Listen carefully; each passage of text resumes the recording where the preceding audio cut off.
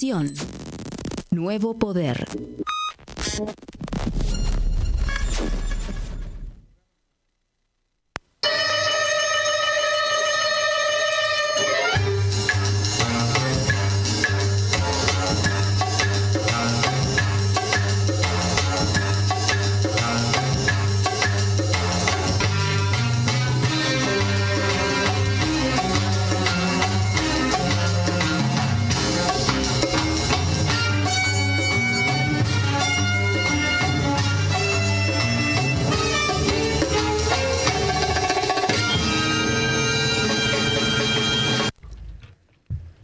Buenas, ¿cómo va, gente? Acá estamos con otro programita. Ahí andamos. 251. 251.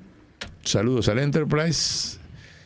Y a Tina, que sigue ahí. Y acá estamos con un programa que va a salir al aire después de las elecciones. Después de las elecciones. O durante, vamos a ver, por ahí sale durante el domingo.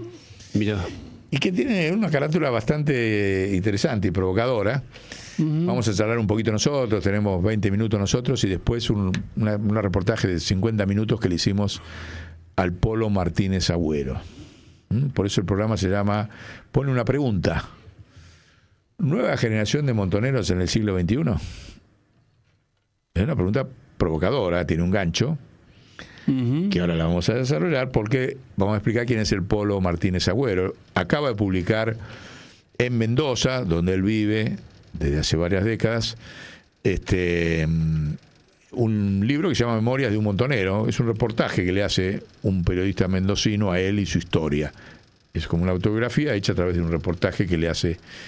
Y tiene, creo que casi 400 páginas, una cosa así, o sea, es bien abundante. Y relata toda su historia. Él tiene 70 años, creo, no más, creo que tiene 70 y pico. Es médico, es de profesión médico, estuvo 8 años preso en la dictadura y es uno de los 3 fundadores vivos que quedan de los fundadores de Montoneros. Le hicimos un reportaje justamente para hablar del libro, para que lo explique en esta cuestión que empezamos el 17 de octubre de empezar a hacer como pequeños programas de biografía de los olvidados de la historia del peronismo.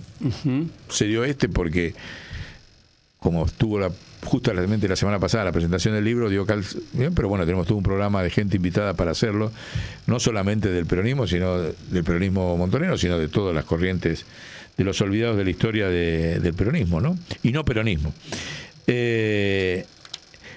Ahí yo dije, bueno, ¿cómo hacemos una pequeña introducción antes de escuchar el reportaje de él?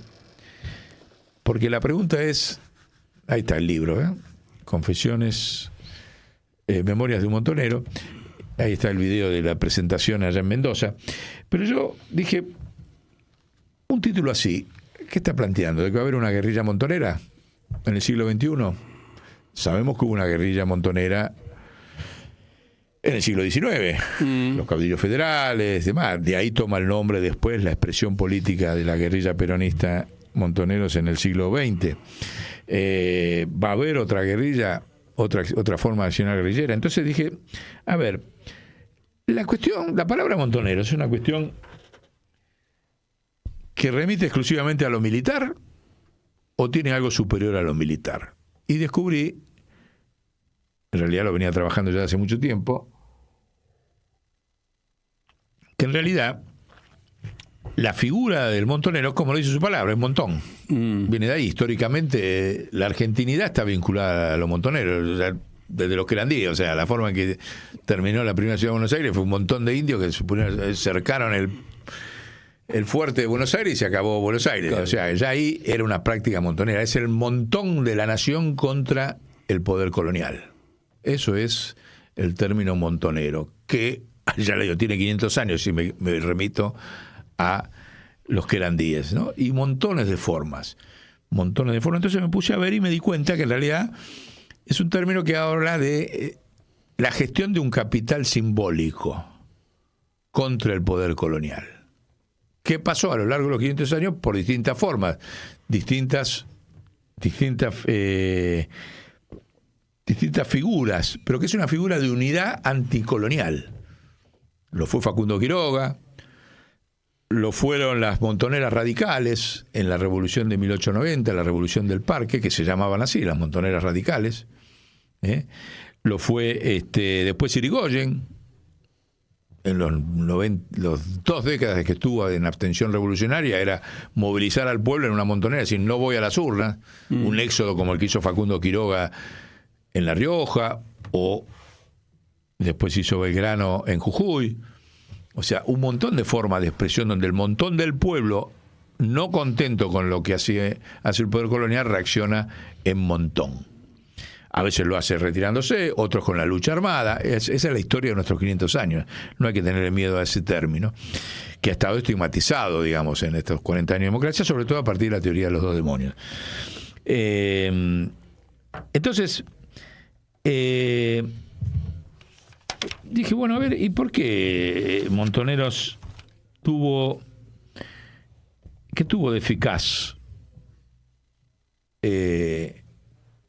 Porque hubo otras organizaciones que hicieron acciones guerrilleras, pero no tuvieron el impacto político que tuvo las acciones, primero en la elección del nombre de Montonero, que remitió a un capital simbólico que venía de la historia argentina vivo, ¿no?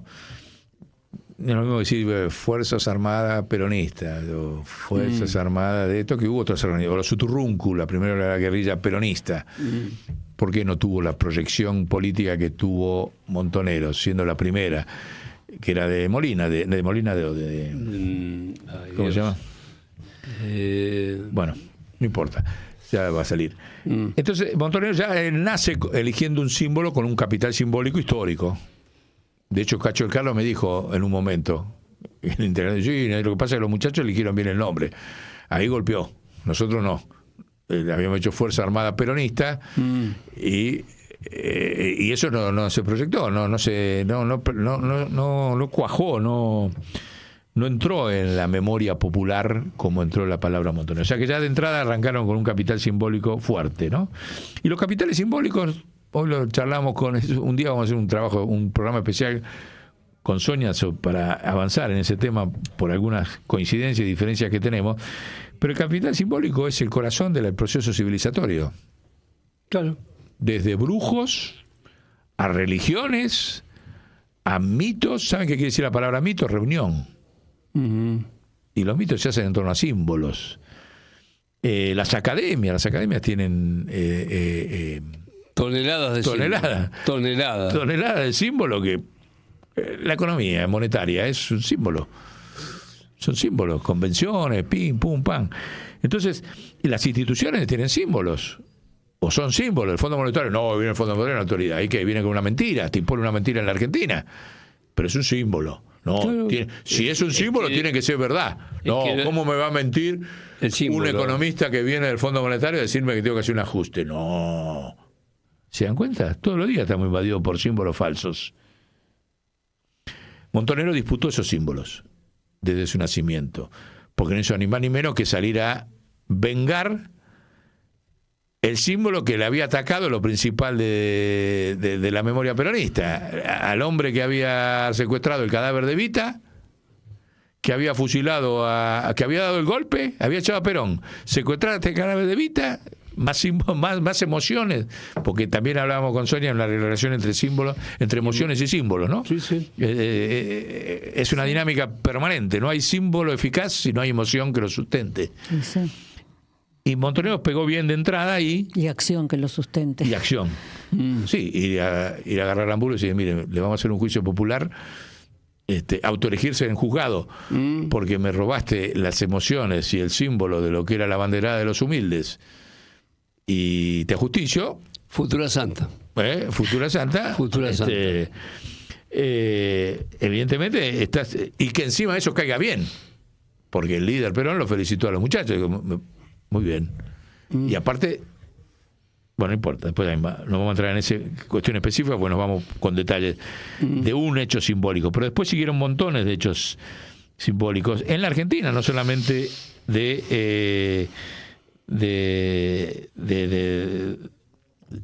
digamos, de los montoneros. Ahí hicieron una síntesis de otro capital simbólico que había derivado del Concilio Vaticano II. de Medellín, y del padre Camilo Torres, y del Che, y de Perón. Bueno, todo ese conjunto de capitales simbólicos supo Montonero resignificarlo y que encarnara en el pueblo, porque encarnó en el pueblo. Si no, no hubiese tenido la fuerza que llegó a tener. Y esto lo recopilo en función del título. O sea, va a haber una nueva generación con capacidad de resignificar el capital simbólico de la Argentina. Yo creo que esa es la función de los montoneros. No imagino mucho una nueva guerrilla montonera por las condiciones que hay hoy en el mundo. Con la tecnología no hay guerrilla que dure, salvo las que están alimentadas por la propia OTAN, ¿no? Que es sabido. Pero una guerrilla semiótica, una guerrilla, claro, una guerrilla. La guerrilla semiótica, ¿sabes quién la dijo? Humberto Eco. Humberto Eco propuso eso. Hay que hacer una guerrilla semiótica. Entonces lo que estoy diciendo para atrás en realidad tiene una proyección para adelante, ¿no? Como vos bien decís. Claro. Hoy tirar tiro dura 2 segundos, no tiene sentido. No llegás a agarrar. Ahora, el concepto de que hay que aprender es que vos tenés que hacer una guerrilla sobre los contenidos, sobre las emociones. Sí, claro. Lo tenés que hacer. Cuando nosotros planteamos el concepto de democracia insurreccional, es un concepto de Montonero del siglo XXI. Ahora, ¿qué es un concepto? Es una cuestión de masa. Bueno, sale todo el pueblo y dice, escucha, no voy a trabajar más, me quedo en mi casa hasta que renuncie Milei. Eso es una democracia insurreccional. Paro general hasta que se renuncie Milei. Eso es una montonereada del siglo XXI, si le quieren, sin conducción, pero estás planteando una ruptura del capital simbólico, decir, bueno, acá no me alcanza el voto para que se cumpla mi voluntad como pueblo, tengo que echar al que traicionó a la patria. Paro por tiempo indeterminado, o me quedo en mi casa, no laburo más, no te pago más impuestos, no nada, hasta que se vaya el tipo. Eso es una democracia insurreccional. Claro. O un protagonismo muy fuerte cuando aparece el gobierno en el Banco Central. Es una democracia insurreccional. Un directorio colectivo del pueblo en el Banco Central es una democracia insurreccional. Es una montonereada del siglo XXI. Pero volviendo, acuérdense, uno de los líderes montoneros fue el que hizo la Operación Cóndor tomando las Islas Malvinas en el año 66, Dardo Cabo. Más proceso de movilización simbólica y de emociones de la Argentina que ese. Fue la primera vez que se tomó un avión en la historia universal para un fin político. Después empezaron otros grupos a hacerlo, pero el primero fue un grupo peronista utilizando el capital simbólico que lo significaba las Malvinas para la Argentina, y participó la cultura, los militantes peronistas, los metalúrgicos. De hecho, la operación la financió Bandor, la UOM. Fíjense lo que es la dinámica de capitales simbólicos en torno a un hecho que felicitó por carta a Perón, una carta hermosa que le manda a Dardo Cabo. Entonces, esa gestión del capital simbólico fue permanente, ¿no? Incluso las consignas, Cámpora al gobierno, Perón al poder, lucha y vuelve. Hasta una consigna que fue la eje y está olvidado hoy, porque hay una planificación para la desmemoria sobre la épica montonera en la dictadura, que es la militancia y los compañeros que peleaban, cuando firmaban documentos o morían peleando en combate o estaban en la cárcel, tenían una consigna que era hasta la victoria mi general, que es una resignificación de la consigna del Che. La consigna del Che siempre. Sí, pero también la amputa la izquierda, porque el Che no firmaba hasta la victoria siempre, firmaba hasta la victoria siempre, patria o muerte. Y el patria o muerte es eliminado por todo el progresismo, claro, y una izquierda que no se anima a reivindicar al Che. Entonces tergiversan la verdad. ¿En qué transformó eso? Ese hasta la victoria siempre, patria o muerte, montoneros, hasta la victoria mi general. Y con esa consigna hizo la resistencia a la dictadura. Sin embargo, eso está borrado totalmente del relato hoy. Pero está documentado por todos lados. Entonces, eso es resignificación del capital simbólico. O sea, yo hago una acción, como vos decís, Sonia, pero ¿qué canción le pongo a la acción? Hasta la victoria mi general. No es lo mismo que otra. Puede haber otras eficaces, ¿no? Decimos, sí. Pero bueno, eso fue. Y entonces eso prendía. Ni hablar de las publicaciones, la forma de escribir en El Descamisado, las editoriales de Dardo Cabo en El Descamisado son una maravilla de capital simbólico desestructurante.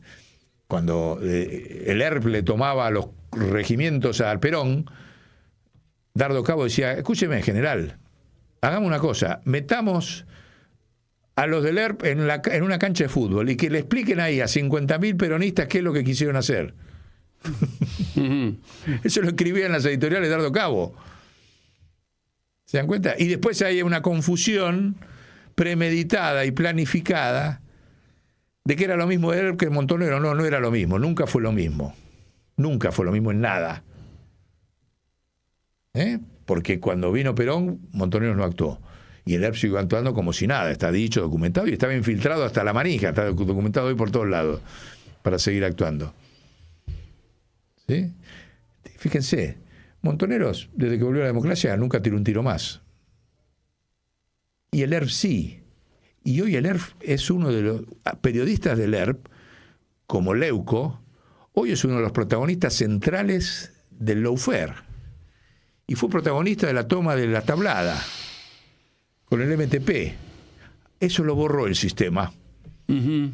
Resulta que los Montoneros nunca más tiraron un tiro, jugaron en democracia, dijeron esto, qué sé yo, hablan, escriben, pim pum pam, nunca volvieron a agarrar un arma en democracia. Y los señores del ERP que volvieron a agarrar el arma están en los medios de comunicación haciéndolo fue contra el kirchnerismo. Leuco. Miren qué interesante. Van a saber qué eran, ¿no? Por ejemplo, para una disputa del capital simbólico, de cómo actuó Montonero. Ni hablar de los términos, decir, bueno, hacemos una revista y nuestra revista es Evita Montonera. Se llamaba así. Y el diario La Voz. El diario La Voz. Toda la prensa siempre tuvo un impacto. El PJ, o sea, el Partido Justicialista. Porque esta va a otra cuestión. Que se la pregunté ahora lo vamos a escuchar al Polo. Dije, ¿vos qué opinás? ¿Cómo salió Montonero de la dictadura? ¿Con poder político o sin poder político? No, teníamos un poder político bárbaro. Y está borrado. ¿No salimos? No, ¿qué salimos vencidos? Saliste vencido militarmente, pero políticamente no. Por ejemplo, el Partido Justicialista, Vicente Leónidas Sodi, era de Montonero. Tenías el Partido Justicialista en el año 83. El Partido Justicialista y una alianza estratégica con Lorenzo Miguel en las 62 organizaciones. Y vos decís que saliste vencido por lo desaparecido. Miren cómo manejaron el capital simbólico en 40 años de democracia para que este peronismo, que tenía un contenido revolucionario, no tuviera incidencia dentro del peronismo y el peronismo se pudiera convertir en partido liberal como se convirtió.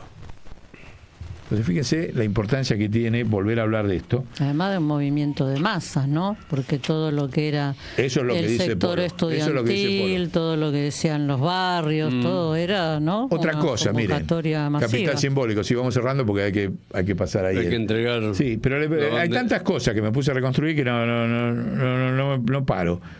Fíjense,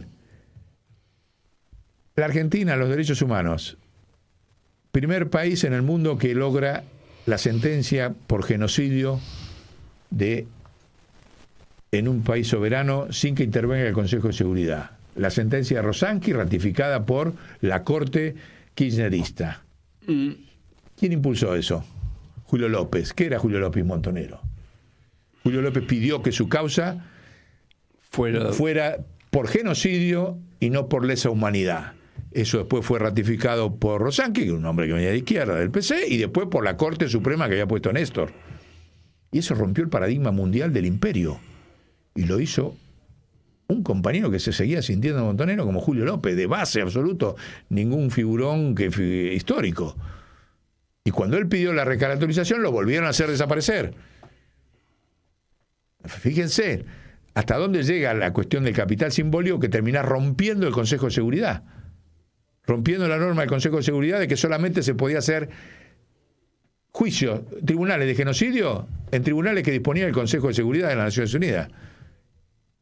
Y Julio López dijo, no, yo lo voy a hacer acá en la Argentina, porque soy peronista y montonero, y pido la recaracterización de mi causa. Y tuvo la suerte de encontrar un juez valiente como Rosanqui, que le dijo, sí, tu causa, a vos lo que te hicieron no fue por lesa humanidad, fue por genocidio.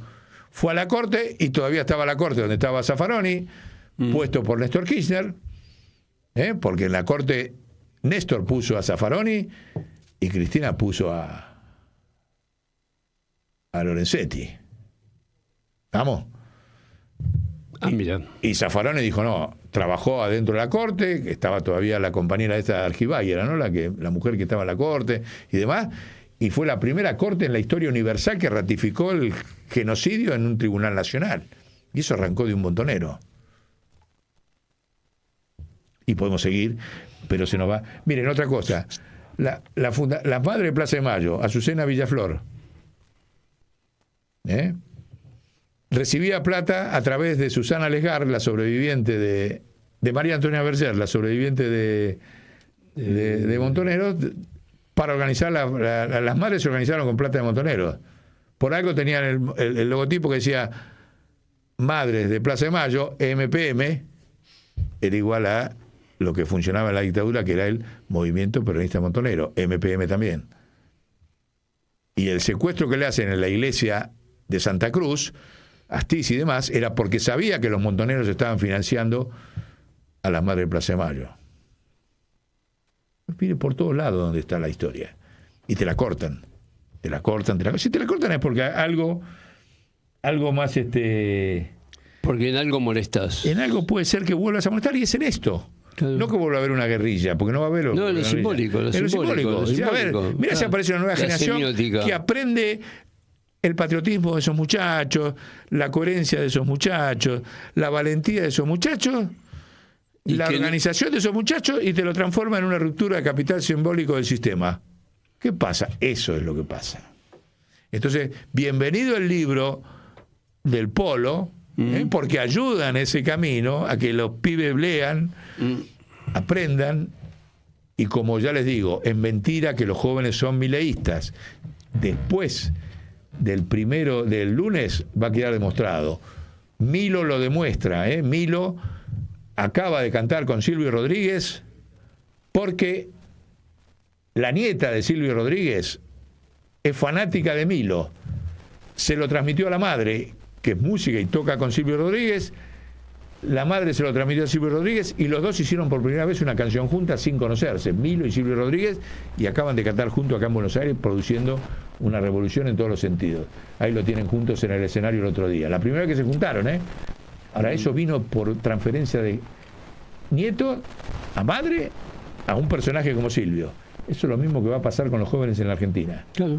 Terminada la fantasía Milei, los jóvenes van todos a ser reinterpretadores del capital simbólico de la Argentina, incluidos los montoneros. No digo que sea lo único, pero todos los demás.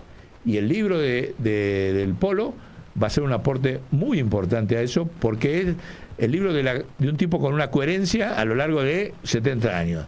Y sigue peleando, porque hoy pelea contra las mineras en Mendoza. ¿Se dan cuenta? Esa coherencia, esa moral, esa integridad profesional de bancarse, solidario, sencillo, adaptarse a cada época, pero no bajar las banderas, es la que va a empezar a nutrirse la nueva generación de los pibes argentinos, en reemplazo de la pavada esta con la que lo engrupió Milei a una parte. Así que los dejamos escuchando el reportaje al Polo de unos minutos, que es muy interesante. Yo pregunto muy poquito y él habla la mayor parte, porque ese es el sentido del reportaje. Pero pensemos esto, después de las elecciones empieza otra época de producción simbólica en la democracia en la Argentina. Chau.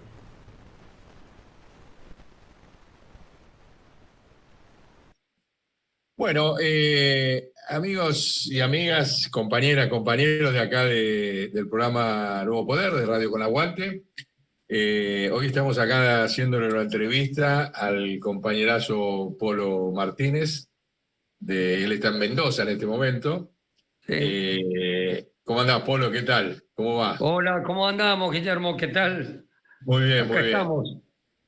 Acá la verdad que estamos muy contentos de ver de que has presentado un libro con tus memorias, y que nos parece que, estamos seguros, todavía no lo hemos leído, pero ya va a llegar acá por el resto del país, va a llegar a Buenos Aires. Viene bien esto, que empiece del interior para para llegar acá Está bien, está bien. a Buenos Aires, al revés de cómo funcionan muchas cosas. Como generalmente funcionan las cosas, va del puerto al interior. Claro. Bueno, vos para variar, ver al mejor estilo montonero, para los que no conocen al compañero histórico de los fundadores de Montoneros, que vive en Mendoza, 8 años preso político, un luchador, médico, y un luchador en este momento sigue en la brecha peleando por el tema de la minería y todos los temas sociales que hacen a la patria, ¿no? En síntesis, para los jóvenes que por ahí no lo conocen, entre nosotros que somos ya gente con varias décadas encima, no lo tenemos que presentar, pero a los jóvenes sí hay que presentarlo y invitarlos a que conozcan tu libro. Y bueno, un poco el sentido del programa es ¿no? De escucharte a vos. Después vamos a complementar el reportaje con lo que nos mandaste, que fue la presentación formal que hiciste ahí en Mendoza. Sí. Pero vamos largando. Yo tengo una serie de preguntas, pero me parece que lo más interesante es escucharte a vos, no escucharme a mí. No, está bien, no, Guillermo. El libro está basado en una conversación, casi preguntas y respuestas, más o menos así. Es distinto al otro libro, porque este me lo escribe un compañero, un gran compañero, Rolando Jiménez, Rolly, conoce mucho de historia y demás. Pero es desde la visión, él le pone Memorias de un montonero, conversaciones con Polo Martínez. Bueno, es desde la vida de uno en proyección política permanente, obviamente, ¿no? Que claro. Es la historia de uno, que muchas veces hablamos de la década del 70, en realidad muchos militantes comenzamos en la década del 60. Claro. Desde la resistencia peronista, lo que dejaba la Revolución Cubana, el Concilio Vaticano II, en fin, todo eso que conforma la riquísima historia de los años 60 que desemboca en los 70 de lo que conocemos, ¿no? O de lo que conoce más la gente, ¿no? Así que... Sí, los 60 fue una década de ofensiva de los pueblos en todo el mundo. Y los 70 fue una reacción, digamos, de los imperios contra esa ofensiva, ¿no? Entonces es verdad lo que vos decís, se habla más de los 70 y los 60, y tu libro aporta en ese sentido. Contale un poco a los oyentes cómo está estructurado, más o menos, vos decís preguntas, bueno, sobre qué ejes, si tiene un índice... Sí, tiene un índice que deben mandártela y después, qué sé yo, ya hablé con Alberto y se me pasó, pero ya te la voy a mandar para que lo tengas hasta que tengas el libro, el índice. Sí. Y el libro va arrancando desde los comienzos, cuando entraba a la universidad. Yo entré bastante joven, a los 17 años, y ya ahí voy arrancando en la Universidad Católica de Córdoba, universidad muy conocida. Yo me recibí en la Universidad Católica. ¿Vos sos cordobés? Sí. Soy de Córdoba, sí, yo nací en Córdoba. Naciste en Córdoba. Sí. Y bueno, un poco todo el paso primero, mucho antes de ser montonero y antes de ser peronista. En realidad, yo creo, sí, lo digo en el libro, los comienzos de uno es un poco en un cristianismo que se va ayornando, por eso menciono lo de la Mater de Magistra y Pacem Terri, que nos llegó a los jóvenes, sobre todo que proveníamos de hogares cristianos y hogares peronistas. Claro. Si bien hablo un poco de mi familia, mi padre había sido juez, murió muy joven, murió a los 50 años, era juez de cámara, un tiempo corto en el gobierno peronista fue subsecretario de Instrucción Pública. Bueno, todo eso uno lo va mamando y van entrando otras cosas. Yo me acuerdo, creo que lo digo en el libro, pasajes como por ejemplo, mi madre era una gran lectora y tenía la saga de la B. Pierre, el padre Pierre, ¿no? El yugo de los demás, los traperos de Maús, el tercero, no me acuerdo bien. Y me acuerdo que una cosa que me impresionó leyéndolo muy de joven es que l'abbé Pierre decía, el yugo de los demás, ahí, en el yugo de los demás, donde l'abbé Pierre habla, de, por ejemplo, de que no podía haber autos en cocheras, en garage, con 15 o 20 grados bajo cero y gente durmiendo debajo de los puentes del Sena. O guerra, ¿no? Y esas cosas de chico, y yo veía, mis parientes todos tenían auto. Y un día creo que le dije a mi madre y le digo, che, todos tienen auto. ¿Y quién te ha dicho que tenías que leer ese libro? Porque era muy chico yo, esto antes de entrar a la universidad. Y bueno, no, leí algo y qué sé yo. Bueno, pero acá no nieva. Medio como para tranquilizar. Pero son esas cosas que van llegando, van entrando, y después la formación de los jesuitas, de la católica.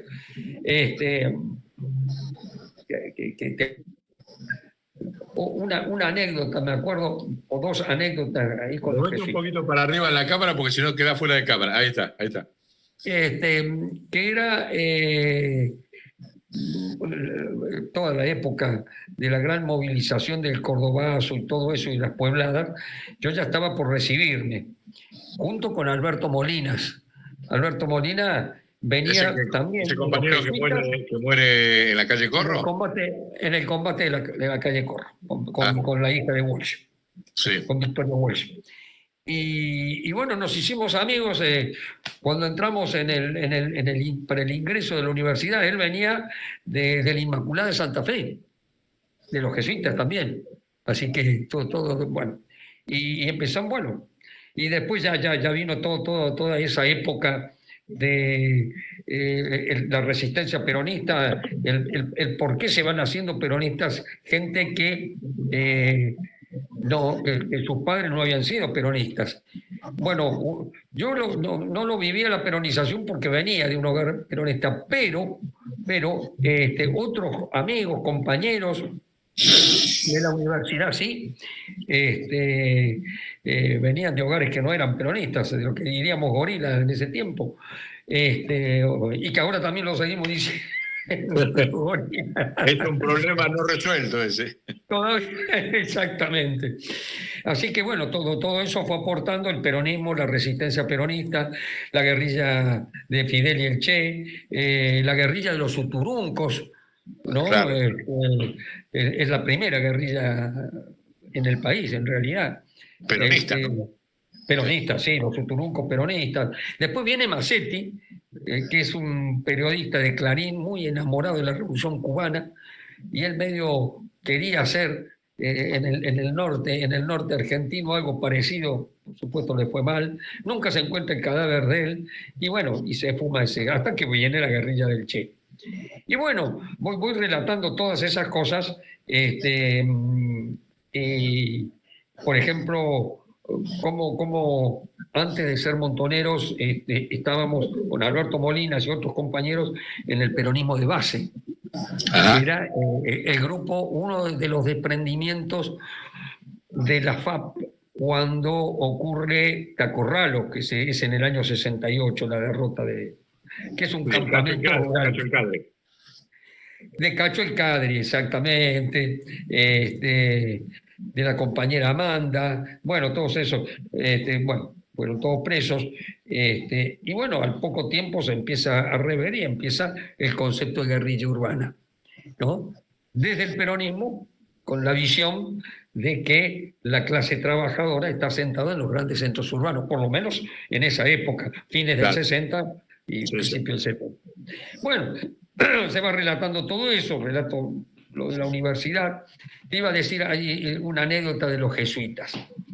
Los jesuitas tenían, yo después lo cargaba a los compañeros que habían estado con los jesuitas y les decía, porque aparte del decano de la facultad, estaban los delegados rectorales, que eran como los comisarios políticos, les decía yo, porque controlaban todo. Está bien. Por ejemplo, en la Católica yo tuve aparte de las materias específicas de la carrera, estaba, por ejemplo, iniciación filosófica y 3 años de teología 1, 2 y 3, enfocada muy, muy modernamente, es decir, muy evolucionadamente. Y yo me acuerdo que en el año 68 yo era presidente del Centro de Estudiantes. Alberto Molina era presidente de la Federación, o sea, de toda la formación. Y siempre teníamos ideas bastante avanzadas. En Buenos Aires hay un gran investigador, el doctor Nicholson, que es uno de los que comienza la famosa pastilla anticonceptiva. Y nosotros lo queríamos llevar, así como llevamos a varios tipos de renombre, de la parte de la cultura, de la ciencia, en fin, del arte también, de la política. Ubicate mejor frente a la cámara, porque sales la mitad de tu cabeza. Perdón. Ahí está. Ahí, dale. Y entonces le decimos, lo vamos a traer a Nicholson para que nos hable un poco de todas estas cuestiones anticonceptivas. Y me acuerdo que el padre Azúa, excelente, delegado rectoral por medicina, yo le digo, padre, vamos a traer al doctor Nicholson por la cuestión de la pastilla anticonceptiva. ¿Usted qué dice? Mira, yo no te voy a decir qué decimos nosotros sobre eso, acordate, ubiquémonos en el año 61. En aquella época. Yo te voy a preguntar, ¿qué pensás vos? ¿Vos estás de acuerdo? Y yo creo que sí, que el control de la maternidad, de los nacimientos es importante, por distintas situaciones. Mira, si vos estás convencido, hacelo. Yo no te voy a decir lo que pensamos nosotros, y lo hicimos. Así que quiero decir cómo era la formación de ese tiempo, ¿no? Claro, sí. Y vos que sabes nombrar al padre Arrupe, Sí. En ese tiempo, con Molina lo seguíamos mucho, había una revista que era el CIAS, Centro de Investigación y Acción Social de los Jesuitas. Claro. Y el padre Arrupe. Y me acuerdo que una vez le hacen un reportaje a Arrupe en Buenos Aires y le dicen, pero a ver, dicen los jesuitas, toda la situación tan conflictiva porque los echaron del virreinato y después han formado gente como, por ejemplo, Fidel Castro y da otros nombres de tipo. Y dice Arrupe, de esos los peores, pero de los peores los mejores. De los peores los mejores. Y eso nosotros nos aportaba ya en el salto. Claro. Después, bueno, estudiábamos marxismo con Alberto Molina, las herramientas que era el marxismo, el peronismo fondo, obviamente, la resistencia. Bueno, todo eso lo voy más o menos rápidamente relatando. A lo mejor te estoy relatando algunas cosas que no lo he dicho en el libro porque es tan rápido todo y es un libro que se fue haciendo muy largo, son casi 400 páginas. No, casi 500 páginas. 500 páginas. Sí, es muy largo. Pero bueno, relatamos de todo. Están los años de cárcel. Claro, vos tuviste 8 años preso, ¿no? Yo tuve 8 años y de los cuales en 6 cárceles diferentes. Y salí en libertad de Rawson. Saliste En 6 en Rawson. cárceles diferentes. Estuve, bueno, caí acá en Mendoza, estuve en la cárcel de Mendoza, en la penitenciaría provincial. Me trasladaron un tiempo a Devoto, pasando por Coordinación Federal, todavía en época de Isabel, año 75. Y de ahí me llevan al Chaco, a la U7 del Chaco. Bueno, ahí en el Chaco ya tenían compañeros, nos habían trasladado a los compañeros de la JUP de Buenos Aires, como Talento, que era el delegado de la JUP de Derecho. Bueno, después vuelvo a Devoto, me dejan en Devoto un par de meses, ahí lo conozco al tal Aventura, que ese era el secretario general de la JUP a nivel nacional. Claro. Menciono así cosas puntuales. Vuelvo a Mendoza. Después me llevan a la U9 de La Plata, de la U9 a Sierra Chica, dentro de la provincia de Buenos Aires, y de Sierra Chica me trasladan a Rawson. Y ahí salgo en libertad. Ahí, el tiempo que más estuve... ¿En qué año saliste? Yo salí a fines del 82. Fines del 82. Después de la guerra de Malvinas. Después de Malvinas, que ya empezaba la dictadura bastante en decadencia, y ya iba aflojando y dando libertad de las opciones fuera del país. Y inmediatamente seguiste militando. Y yo salí de la cárcel y creo que cuento ahí la anécdota. Yo creía que todo estaba igual que antes, que no quedaba mucho. Habían arrasado los milicos. La dictadura había arrasado con todo. Y bueno, empiezo a integrar y conformamos, viene la apertura democrática con Alfonsín, y conformamos Intransigencia y Movilización Peronista. Claro, sí. IMP, Intransigencia y Movilización. ¿En Mendoza o en Córdoba estabas? En No. Intransigencia. Yo salgo de la cárcel y tengo la duda, o me vuelvo a Mendoza, donde ya he dejado algunas raíces del trabajo político, de lo que sea, de lo que fue la organización político-militar en ese tiempo ahí, etcétera, o me vuelvo a Córdoba. Y dije, no, me parece que tengo que quedarme en Mendoza, y me quedé en Mendoza. ¿Te quedaste en Mendoza? Me quedé en Mendoza. Bueno, relato cuando cae Alberto Molina. Estábamos en la vieja estructura de Montoneros, antes de la fusión de la FARC. Yo era segundo de Alberto Molina en la regional Cuyo. Alberto Molina cae en cana, se escapa de la federal. Cuento ahí esa anécdota, cómo se escapa y todo, de la federal. Bueno, eran otros tiempos también. Ellos también tenían que aprender bastante. Sí. Aprendieron demasiado, sí. Y aprendieron de más. Y bueno, quedo yo a cargo de la regional Cuyo. Y bueno, toda la caída del Negro Sabino, la relato, cómo fue después de un operativo que hicimos una parte, estuvimos con Alberto Molina, él viajó a Córdoba, intenta llegar a Córdoba, en fin, voy contando todos esos pedazos de historia que muchas veces están contados por otros que no tienen la identidad de uno, el compromiso. La tergiversan, ¿no? Hay mucha tergiversación. No especulan. En fin, así que yo al principio, cuando me dijeron los compañeros de hacer no dije, pero eso se escribe cuando uno ya no está, qué sé yo. O sea, no fue una propuesta tuya, fue una propuesta de los compañeros. Mía no, fue de dos compañeros. Ahí lo menciono, Gustavo Maturano, que yo lo conocía de antes. A Rolly Jiménez no lo conocía tanto. Es un compañero que tiene origen peronista, que se acerca al kirchnerismo y se va muy, muy decepcionado. Yo ya lo conozco totalmente decepcionado, y bueno, y me dice, che, vamos escribiendo algo, porque sos un tipo, bueno, que ha estado muy cercano a la conducción, parte de la fundación. Dice, y acá escriben otros que saben poco, que no tienen el compromiso ni la identidad, y bueno, y dice, bueno, ahí empecé a pensar y dije, sí, yo creo que, bueno, está bien. Perfecto. ¿Cuánto hace que empezaron? ¿Cuánto tiempo? Nos demoró, porque por razones de trabajo, de militancia y demás, 4 años. Ajá. Nos juntábamos 1 o 2 veces por semana, unas horas, y íbamos viendo, ordenando. Hay algunas fotografías, están las últimas fotografías. Lástima que no fue una buena foto que me sacaron en Nicaragua cuando fui a verlo a Pepe para el 45 aniversario, que nos sacamos con el Vasco y él.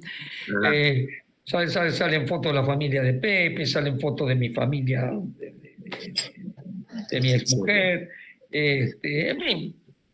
Tu compañía está desaparecida. La Colimba, también relato la Colimba, anécdota de la Colimba todavía. Sí, yo hice 13 meses y medio.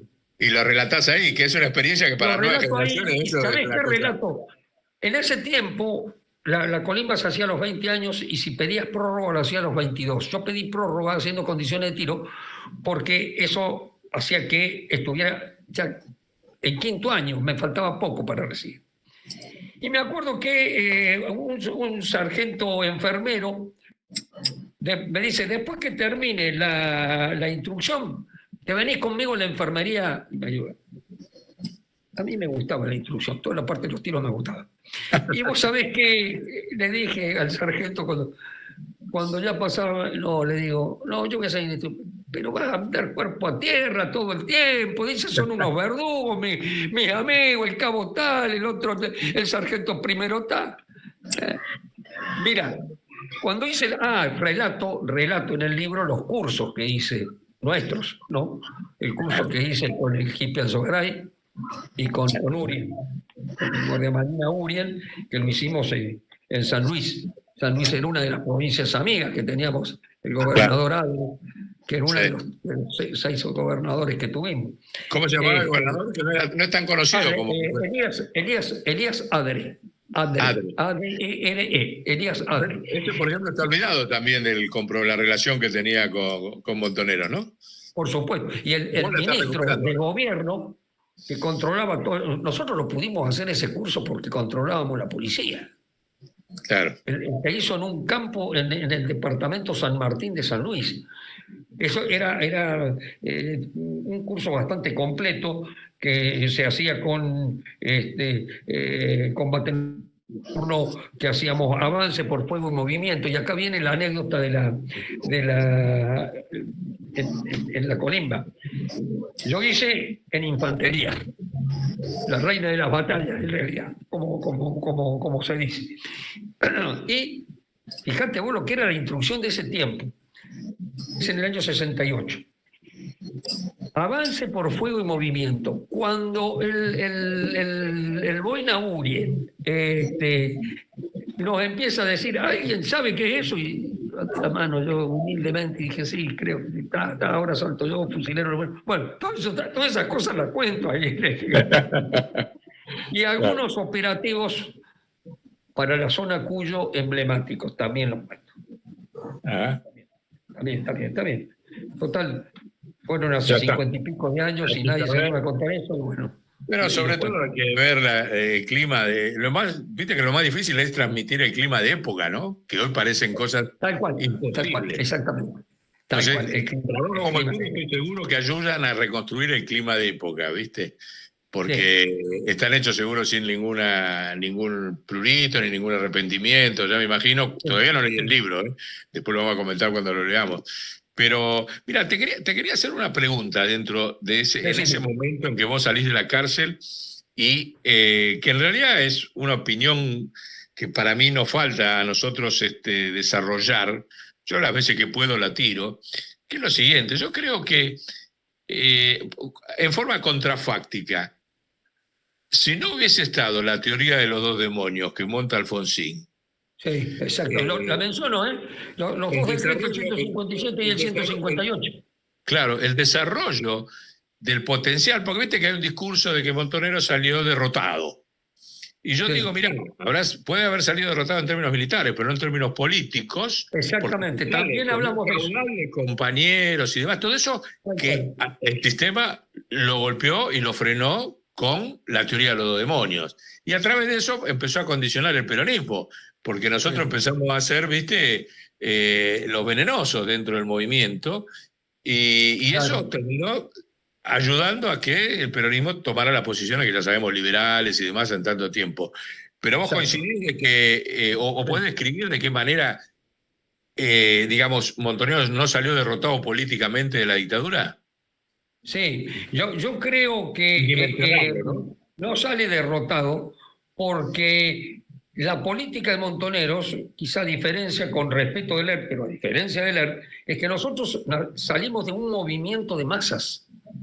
Es decir, la organización político-militar no era la estructura de un ejército como tiene Ler, un Estado Mayor, un partido. No, nosotros éramos la organización político-militar. De ahí no. ¿Y por qué éramos? Porque nacemos del peronismo, del movimiento de masas.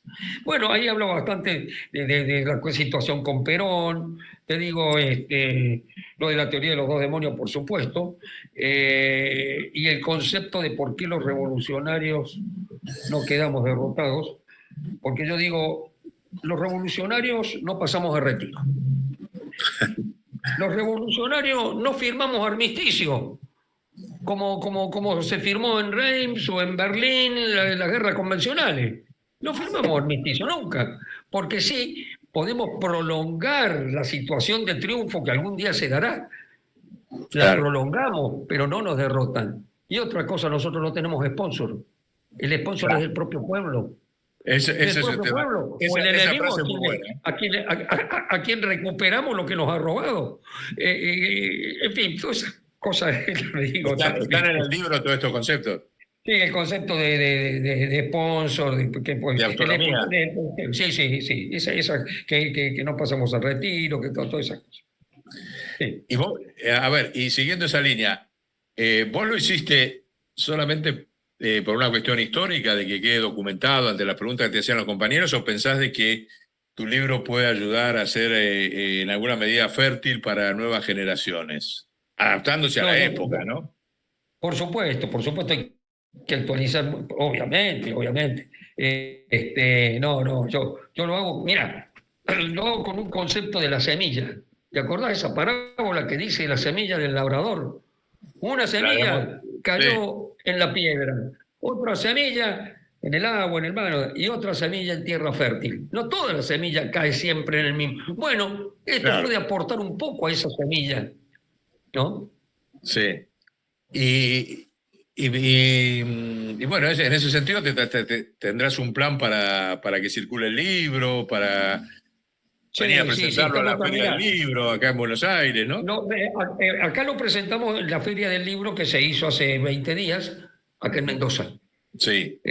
Ahora lo vamos a presentar el 7 de noviembre acá en Mendoza en Gráficos. Ajá. Y no tenemos fecha, ya casi sobre diciembre o principio, sería una presentación en Ciencias Políticas en la facultad. En Mendoza en la también. Universidad Nacional de Cuyo. Y después ya viene enero, qué sé yo, y en febrero pensamos ir a Buenos Aires a presentarlo seguramente. Febrero, marzo. Bueno, entonces ahí contá con nosotros, viste, para colaborar y demás. Y no te decía, ¿tenés algún mecanismo, alguna editorial como para estar presente en la Feria del Libro? Que es, viste, en marzo, abril. Sí, en marzo, abril. Ya lo hice con el otro libro. Ajá. Con el primero, que es La Revolución Pendiente, su vigencia. Porque yo creo que ahí va a ir muchos compañeros, mucha gente, mucha juventud va a ir a escucharte a la Feria del Libro acá, ¿eh? No podés no estar ahí. Contá con nosotros, con todo lo que sea para apoyarte, para que estés presente acá, ¿eh? ¿Cómo no? Sí. Volviendo un poquito al contenido, ¿hablás de Martínez Vaca? Por supuesto. Porque es otro olvidado. Y doy la anécdota. ¿No? Por supuesto, pobre viejo. Y doy para la anécdota. Oyentes, Martínez Vaca fue el gobernador montonero en el 73, ¿no? Exactamente. Gran amigo, nos hicimos muy amigos. Él venía del socialismo, pero él se decía orgánico, él era un montonero. Así. No, eran tipos muy valientes todos estos viejos. Sí. Bueno, y ahí cuento una anécdota. Cuando muere don Alberto, que muere en el 84,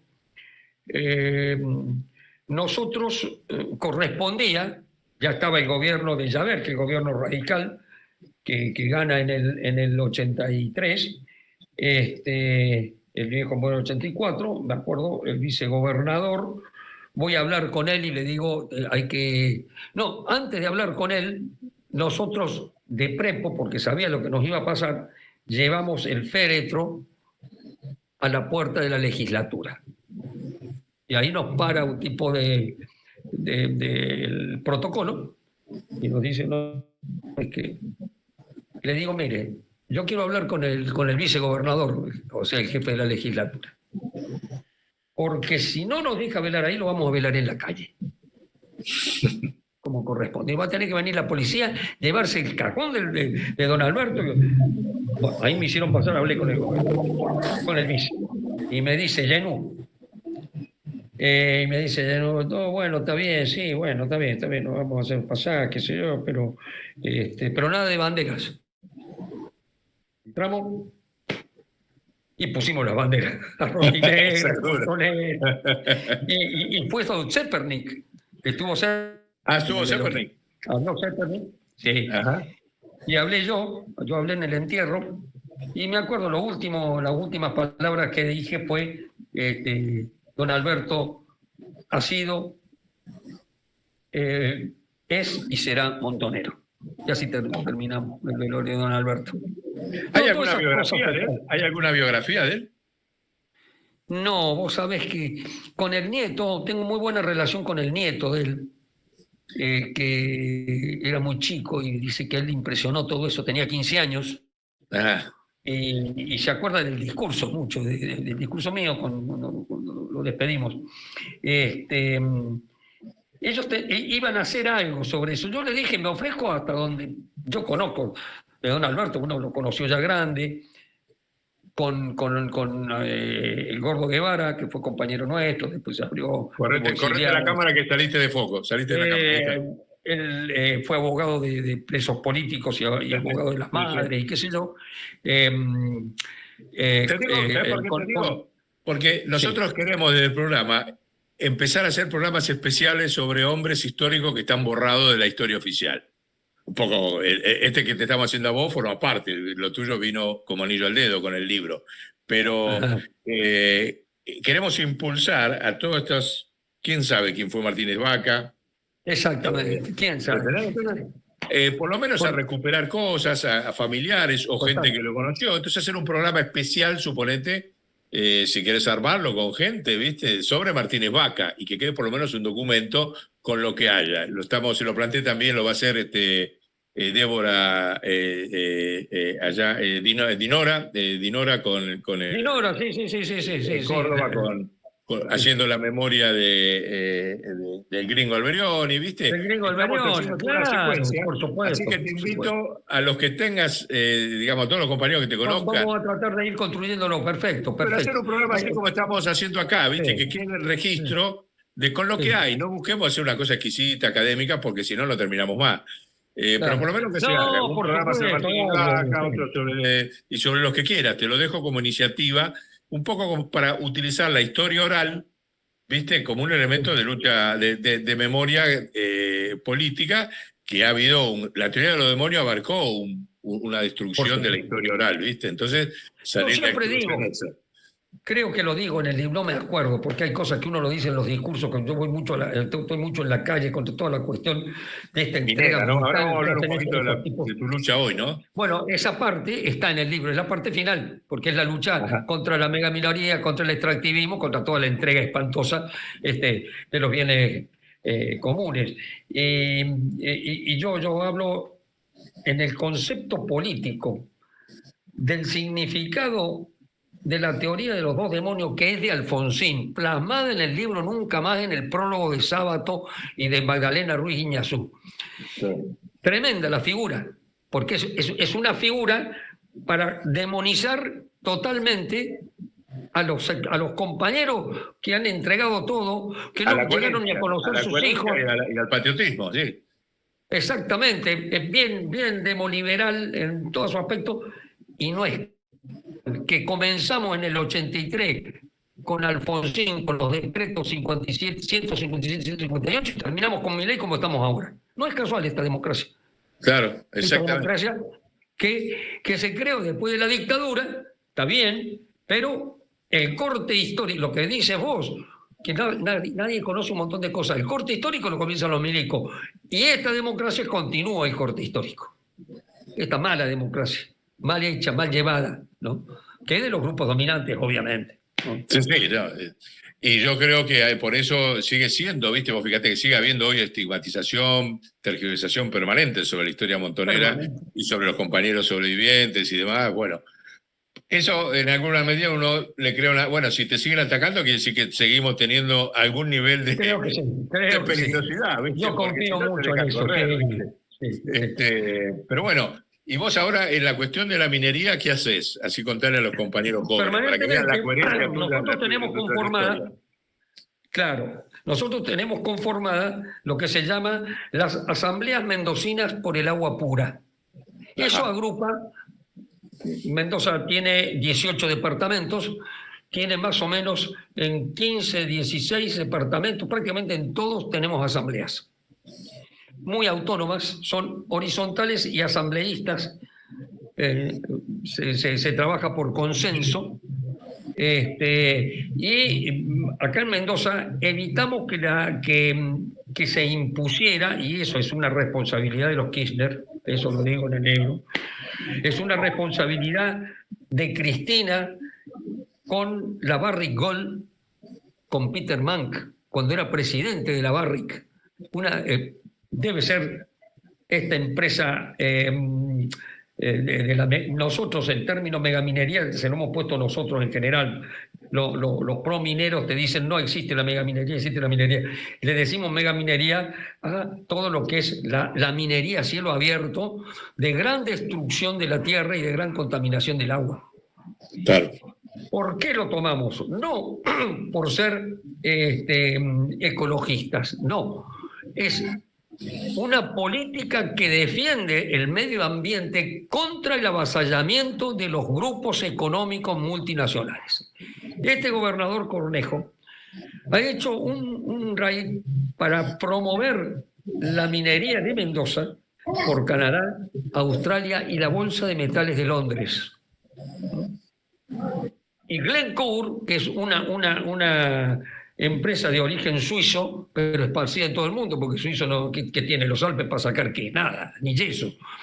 Entonces, ellos, eso sí, el dominio lo tienen afuera, siguen siendo con los colonizadores, estos tipos, ¿no? Bueno, entonces nosotros funcionamos mañana justamente, yo por eso busqué este horario con ustedes, porque iba a hacer mañana, pero mañana tengo la reunión porque vamos a hacer, previo a la veda electoral, una gran movilización que va a ser bastante dura porque la vamos a hacer. Acá hay un código de convivencia donde está prohibido usar la calzada completa. Te hacen ir o por la vereda o media calzada. La vamos a hacer a calzada completa. Que va a estar dura. Pero en Mendoza capital. Para el capital. ¿Por qué la vamos a hacer? Y justo lo hacemos el jueves porque la veda comienza el viernes. Porque hay un proyecto que es el proyecto San Jorge, es un proyecto que está a 40 kilómetros de la villa de Uspallata para el cobre, está de moda el cobre, reventar la montaña para sacar cobre y oro, cobre y van juntos. Cobre y oro. Son vetas enormes. El proyecto San Jorge es un proyecto muy, muy fuerte, que estaba una empresa de origen ruso que era la Solvay, que después lo vendió, creo que a varios grupos en donde están los canadienses y están también los australianos, estas grandes multinacionales. Y una de las cosas que se hizo fue la audiencia pública hace poco, la audiencia pública que promociona el gobierno. Nosotros conseguimos, militándolo desde las asambleas, hicimos una asamblea pública popular paralela a la que maneja el gobierno, porque te maneja toda gente pagada, como si fuera una campaña electoral. Sí, sí. Porque dice que da trabajo, que es importante porque nos va a dejar. Mentira. Los canadienses se llevan todo. Queda el 3-4% en el país. Las mineras de ellos en Canadá dejan el 40%. Denunciamos. Y la contaminación del agua, no sabes, en una zona árida, en una zona desértica como esta, donde estamos en crisis hidrológica desde hace 12 años, ¿no? Regalan el agua y te ponen una multa por regar un cantero, ¿no? Y le regalan el agua a las mineras y es un agua que no se puede recuperar, porque es un agua contaminada. Está contaminada con los tóxicos. La Facultad de Ciencias Médicas de acá de Mendoza hizo un muy buen estudio de los 3 grandes tóxicos que tiene el proyecto San Jorge. Es el isobutilcarbinol, el santato y la poliacrilamida. Todos muy venenosos. Y como para separar la piedra del metal necesitan esos tóxicos, le meten y después esa agua que ya no pueden usar, no sirve. Claro. No sirve. ¿Y la iglesia los está apoyando? No, en este momento, Monseñor Colombo, por lo menos es más abierto que otros obispos que han estado. Sí, siempre ha estado en declaraciones. Como si hay una pastoral minera, mejor no es una pastoral social ecológica, que porque hay algunos compañeros en algunos departamentos que son fieles, o sea, son católicos y tienen relación con Colombo. Y Colombo en general ha sido muy prudente y prestó para que hiciéramos la asamblea popular paralela a la del gobierno, prestó la capilla, que es más que una capilla, es una iglesita bastante grande, para que hiciéramos nosotros la audiencia pública popular. ¿Pero no hay curas que intervengan militantes en el asunto? No, más bien superestructuralmente por ahora. Pero han sido bastante duros con algunas cosas que ha hecho el gobierno, que está haciendo, destruyendo la montaña, contaminando el agua, robándose el agua. Porque otra cosa, que lo denunciamos, yo lo digo en el libro, en el año 22, hace 3 años, Guado de Pedro, siendo ministro del Interior, hizo un convenio con la empresa Mecorot. Mecorot es una empresa sionista, increíble, espantosa, ¿no? Qué lástima, que ¿no? existe antes del Estado de Israel. Pensamos que han sido capitales de origen inglés, cuando toda esa zona la colonizaba Inglaterra entre las 2 guerras, entre la primera y la segunda. Bueno, va Guado de Pedro junto con, siendo él de signo kirchnerista, va con varios gobernadores que no son de signo, son radicales, a hacer el primer convenio. Mendoza es uno de los que hizo punta con Mecorot. ¿Para qué? Para que administren el agua, para asesorarlos del agua. Nosotros sabemos más del agua que de ellos. Acá los huarpes nos enseñaron cómo se cuidaba el agua, pues, con el agua de deshielo. Y después la misma cultura del inmigrante mendocino supo cuidar el agua para hacer del 4 o 5% superficie cultivada, 4 o 5% de toda la provincia. Es lo único cultivado que tiene este desierto. O sea, todo el resto es desierto. Desierto, hicieron un vergel y los llaman a estos tipos al sionismo para que sobre todo para que renten el agua. Es para eso. Entonces dicen, con eso van a aprender a cuidar el agua. Fíjate vos, ellos no la cuidan, se la regalan a las mineras. Hablan de cuidar. Bueno, todo eso lo denunciamos ahí. Ahí está en el libro. Bien. Está en el libro y está en las prácticas políticas que hacemos constantemente, ¿no? Nosotros estamos en la calle mucho. Sí, se te ve por las redes, se te ve siempre participando en las movilizaciones y demás. Y bueno, tengo muchas preguntas más, pero ya se nos va yendo el tiempo. Ahí sigue habiendo una comunidad boliviana muy fuerte, ¿no? En todo el tema de la recolección de cosechas y demás. Sí, el trabajador. Aparte, hay enclaves que son muy de los bolivianos, muy del pueblo boliviano. Lástima lo que estamos viviendo de Bolivia. Sí, ahora estamos complicados en la región. Pero bueno, ya va a volver. Yo te hago una pregunta un poco así, más como médico, ¿no? O sea que nosotros estamos viendo acá en la ciudad de Buenos Aires y Gran Buenos Aires, donde la cosa está muy, muy difícil en términos de sobrevivencia económica, que hay una notable baja en la edad de vida de los argentinos. O sea, si yo te digo la cantidad de jóvenes a los que he tenido que ir yo de velorio este año, no tiene precedente. No fui todavía, al único velorio que fui fue el de mi mamá, que tenía 92 este año. Mira vos. Y de todos a chicos jóvenes. Y no por es impresionante, sí, es así. Te lo dejo como iniciativa para que estudies, capaz que ahí como médico, en el ministerio y demás pueden recopilar las estadísticas, si no está bajando realmente la edad de vida producto de todas estas políticas nefastas que estamos viviendo, ¿no? Porque acá no lo podemos creer. El mal vivir, mal comer, y lo de la droga, no hay ilusión. La droga tremenda. Ahora tenemos un gobierno que son ellos son los que promueven el narcoestado, pues esta gente que tenemos, Esper y todas las vinculaciones. Fíjate vos que Machado es dueño de Ríos Limpios, creo que se llama la minera de Guatemala, que donde desvía toda la guita, y Esper era asesor de la consultora que trabajaba con Machado en Guatemala. Sí. Es como lo que fue la guerra del opio, ¿viste? Con los chinos. Acá y está teniendo, ya te digo, yo no lo puedo creer. Llevo una estadística, de 10 velorios que fui, 9 jóvenes, o sea, gente de 40, 50 años. Pues sí, ¿qué pasa?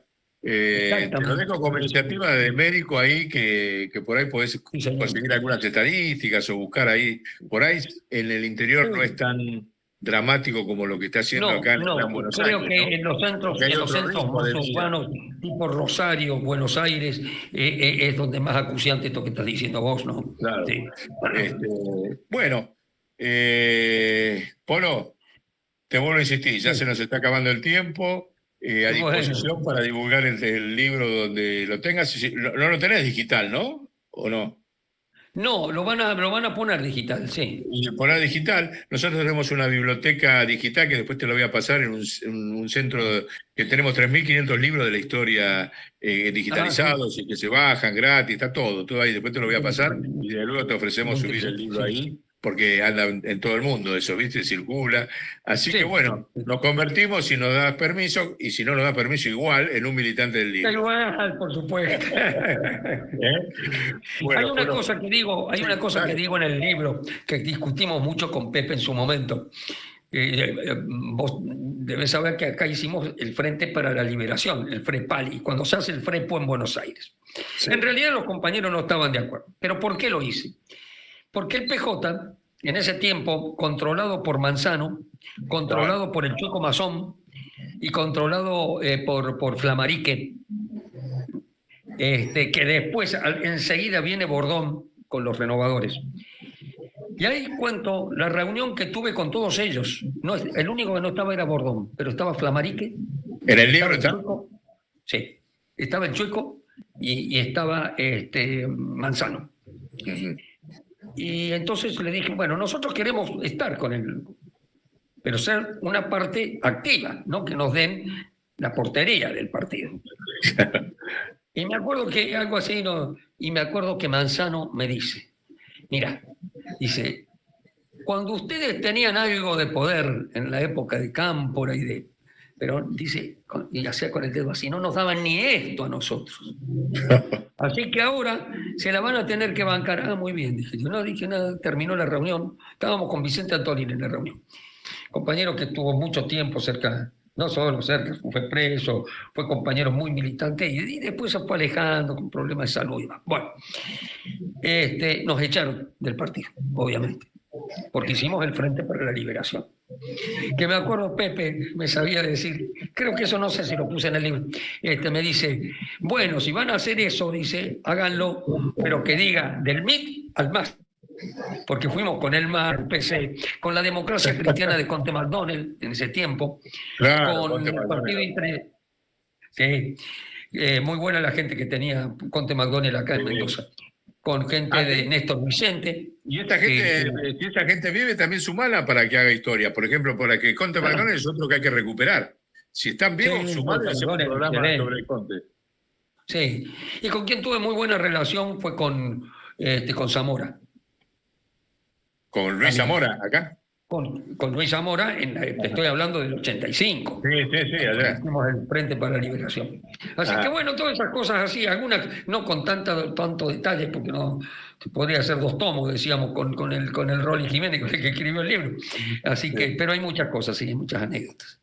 Bueno, Polo, un gustazo y ya te digo, andá pensando a todo el mundo que veas por ahí que tenga algo rico para contar y que haya sido cuadro, por ejemplo, o familiar, o que haya militado, por ejemplo, como dijimos recién con Conte, o quien quieras, nos conectás y hacemos nosotros enseguida un programa de homenaje, de recopilación y todo, ¿viste? Porque vamos a hacer en este sitio un lugar especial de historia oral de los olvidados, ¿entendés? Para mantenerlo vivo. Porque en algún momento yo creo que va a volver a haber una generación, no te digo montonera como la de los caudillos, como la nuestra, pero la de los siglos XXI, algo va a pasar, no puede estar, el siglo no puede seguir así.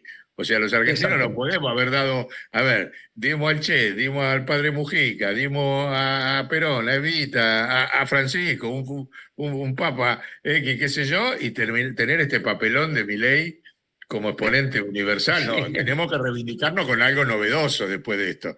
Así que yo creo que tu libro va a ayudar en ese sentido. ¿Qué va a ser? No sé, porque depende de las próximas generaciones, pero ya me parece que las próximas generaciones empezaron una búsqueda post-Milei, ¿viste? Seguro.